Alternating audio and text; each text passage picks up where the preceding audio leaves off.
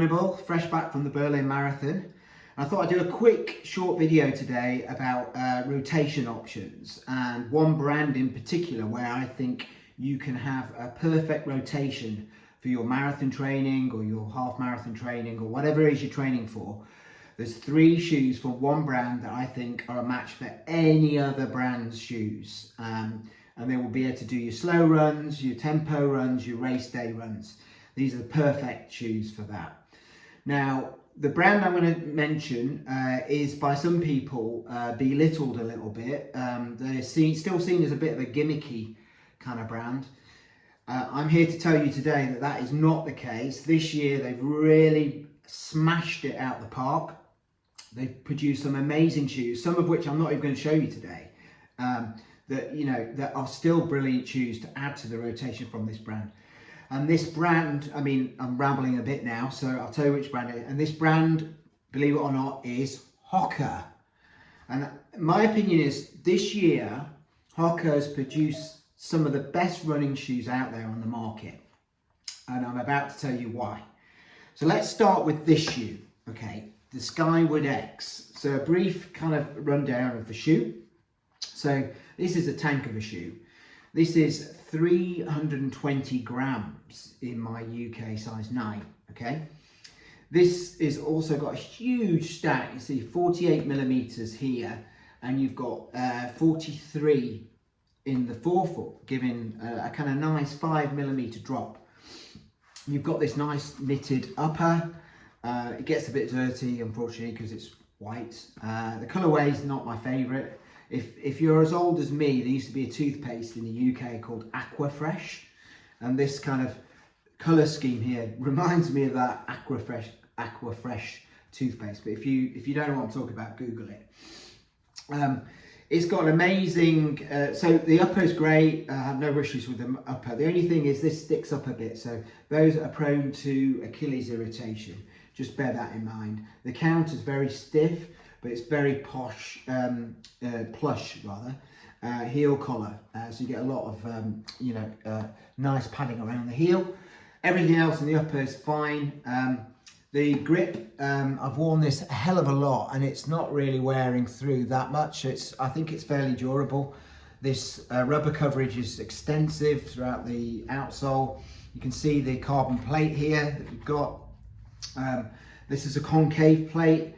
This is so that you get a nice spring up when you land. Concave means that kind of shape, right? So when you land, it pops back up. And the midsole has got a nice mixture of PIBA race day quality foam. But this is by no means a race day shoe. My suggestion for this shoe is that you use this for your slow runs. This is a tank of a shoe that will eat away at your mileage. This is your mileage eater shoe, and it's brilliant for slow runs. You can go slightly quicker in the shoe, but it's because of its weight, it's not perfect for that. But it is so robust, it's so leg saving, it's so cushioned, it's such a nice riding experience. I think this for me would be your long slow run shoe and your mileage eater while you're training for these marathons. So this is my first suggestion for your rotation, the Skyward X. My second suggestion is the Hoka Mach X2, this vibrant looking, amazingly, ridiculously looking shoe, but I actually quite like the look. Hoka shoes in general do look a bit ridiculous, I have to say. So if there is a downside to what I'm about to show you, it's kind of the look of these shoes. I don't mind this one so much. It's got kind of nice, cool look to it and quite fresh. But the other two, not so much. But anyway, this is your tempo shoe. So you've still got quite a nice stack here. So you've got like 44 in the heel, which is quite a lot. It's only 4 less than this shoe, Skyward X. And you've got 39 in the forefoot, again giving you that 5 millimeter drop, which I think is perfect for your tempo shoes. This is a nice springy bounce. It's again, the upper is a bit more race day feel upper than your Skyward X, which is more of a softer fabric. This is more geared to going fast. It's a race day. It hugs your foot more. It's less. This is wider in the forefoot than this. Still, I've got a wide foot and this is fine for me. So I wouldn't worry too much if you've got a wide foot. Just go up half a size. I didn't have to in this, but I did in this shoe. So the upper great, some people have problems with this heel counter and rubbing on the Achilles. I didn't. I had absolutely no problems. In fact, the reverse, I found it locked my foot down very well. I had no irritation. And that was a period when I was struggling with my Achilles a little bit, and I put these on in a bit of fear that it would cause major problems in that area. And it actually was the reverse. I could use these with no problems whatsoever. So that's a good thing to understand. When you listen to these reviews, everybody's different. So don't write a shoe off just because, I don't know, somebody like the run tester said it's giving them blisters or whoever, right? You should go into the shop, try them on, run in them on the treadmill and see if you know, give it a good run. They'll let you run for, you know, at least 1 kilometre on their treadmill and just see if you're getting any irritation. And then when you get home, if you bought the shoe, go to a treadmill somewhere in the gym, continue to run in the shoe. As long as you don't run outside, you're fine. And as long as you don't start wearing away the tread or anything like that, you'll soon know whether this is going to cause you irritation. But for me, absolutely no irritation whatsoever. This locked down really well. And all in all, upper great. I thought the outsole very similar. They're all similar, to be honest. You're going to find to this shoe, slightly less rubber coverage, but enough. And it's a thick rubber. You can see the purple line there. It's quite thick, so this will be quite durable, I think.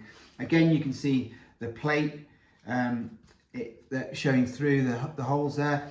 I didn't get much response from this plate.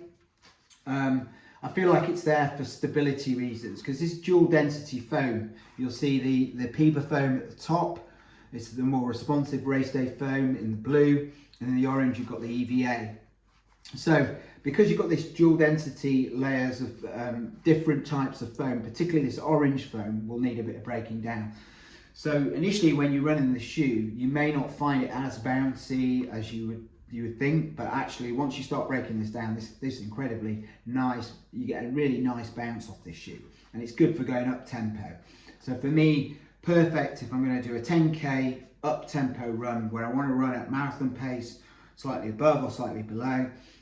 This is perfect for that. Much better than the Skyward X, which is a little bit too heavy. I should have mentioned the weight of this shoe. It's around about 260 in my UK size 9.5 this shoe. So it's not overly heavy either. I think all in all, great shoe. One that again you can throw miles at, but I think the sweet spot for this shoe, I would say, is in your middle of your rotation where you're going up tempo.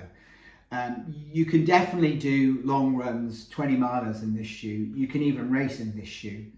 So, and you can go slow in this shoe. It's just not the best. If you didn't want to fork out for this shoe, you could do just buy this shoe and do your slow runs as well. What I'm saying is, it's a quality shoe from Hoka. I think this is really underrated. I think it's up there with the likes of the New Balance Balos, the Super Blast, and also the Neo Vista. I slightly prefer the Neo Vista, I have to say. But for me, that's just a wonderful shoe. But we're talking Hoka here, right? Not Mizuno. So as far as Hoka's concerned, this is a really good, really good tempo shoe, and really nice and comfortable as well. So that's the second shoe in your rotation. Now for the absolute smasher, right? This is the shoe of the year for me, without doubt. Many people belittle this shoe for a couple of stupid reasons. But if you buy this shoe and you're a mid-foot to forefoot striker and you get used to it, your first week might be a bit iffy with this shoe. My God. You've got Alpha Fly on steroids here, right?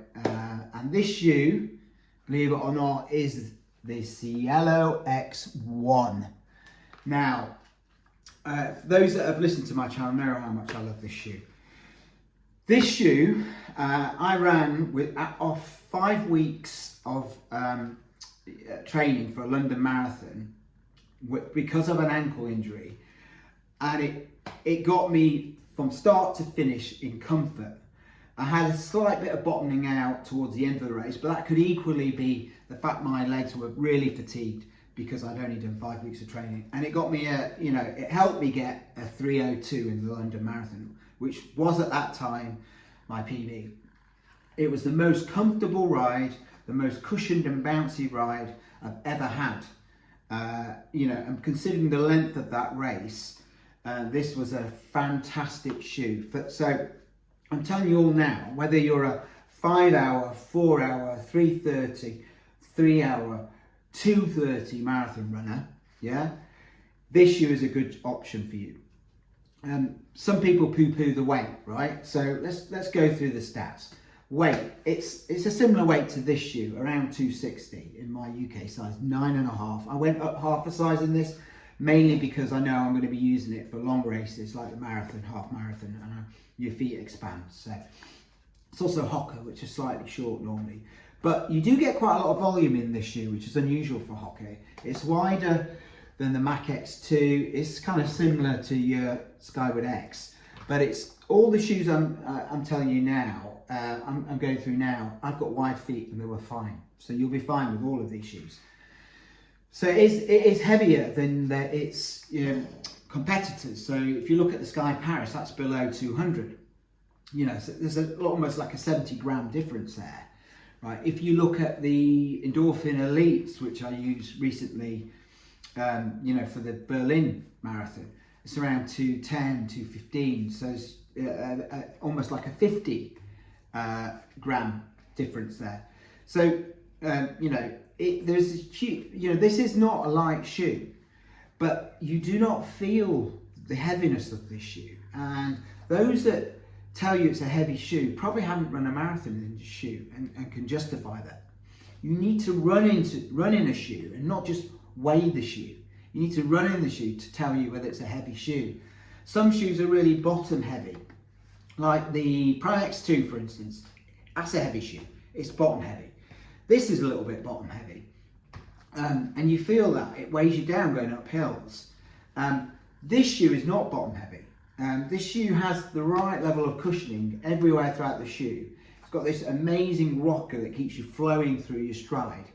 It's got this wing plate which adds to the stability of this shoe. When you're on these long runs like a marathon, you need something that's not just quick, not just light, not just nimble, but also stable. And so those that might look at something like the Sky Paris and say, well, that's far lighter shoe, why should I bother with this? Well, this is far more stable. And at the end of the marathon, I can tell you which one's going to help you out the most.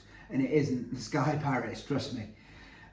You might go quicker for a lot of the first half of the marathon in it, but by the end, if you're at a certain level of fitness, this shoe I think would be a more viable option for you.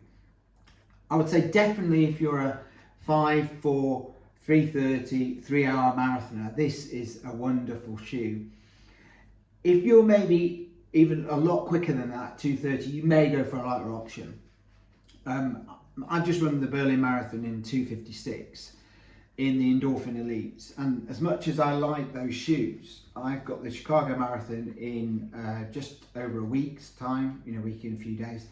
I will be wearing the Cielo because I want something a bit more comfortable. I found the Endorphin Elites slightly hurt my foot towards the end of the marathon, my toes in particular, because it is ridiculously curved. It's got a forefoot that forces your toes right up.